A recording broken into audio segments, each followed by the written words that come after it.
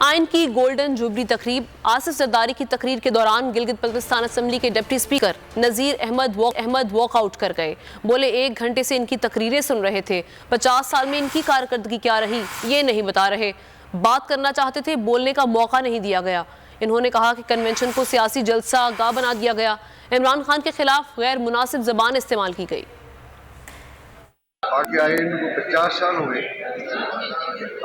गिलगित बल्तिस्तान वाले और सारे छोटे सूबे वाले हम तो एहतजाज करते आए थे। हम बात करना चाहते थे, हम उनको यही गुजारिश करना चाहते थे कि आप सेल्फ असेसमेंट करें कि 50 साल में आपने कौन सा कमाया। तो हमें सुनने की बजाय 1 घंटे से बिलावल भुट्टो लगा और मुझे पूरी स्पीकर साहब ने कन्वेंशन को सियासी जलसेगाह में तब्दील किया। जिस तरह की लैंग्वेज इमरान खान साहब के हवाले से, PTI के हवाले से इस्तेमाल की जाती रही, न वो रोकता है। अच्छा, न किसी और को बोलने दिया जाता है तो प्रोटेस्ट नहीं बनता है। ये इंतहाई मैं मायूस होकर निकला हूँ। तो नजर आ रहा है सामने लिखा हुआ है जुल्म मिटने के लिए 2 चीजों से मिटेगा भाई। एक, अदल की कुर्सी पे जो लोग बैठते हैं ना, वो अदल के हिसाब से फैसले करने लगे। दूसरा, कौम निकल खड़ी हो जुल्म के खिलाफ, तो जुल्म खत्म हो जाएगा। या इन दोनों में से कोई एक चीज हो जाए या दोनों हो जाए। अगर 420 का मुकदमा था, उस वक्त अदलिया में जो लोग बैठे हुए केस देख रहे थे, वो पूछते ना यार चीट हुआ कौन है। जब उनको दिखता कोई चीट नहीं हुआ, केस खत्म कर देते। तो जालिम जुल्म कर ही नहीं पाता।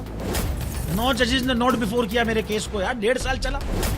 शख्सी जमानत का केस, सेम केस इस्लामाबाद में कर दिया। एक ही इल्जाम पे 2 केस हो नहीं सकते भाई।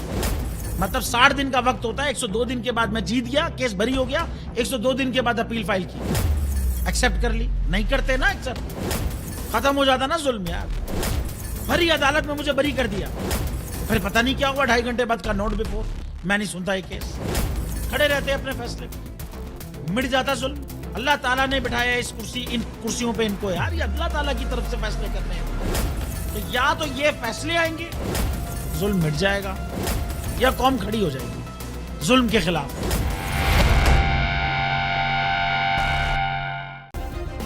सब्सक्राइब करें और बेल दबाएं ताकि कोई खबर रह न जाए।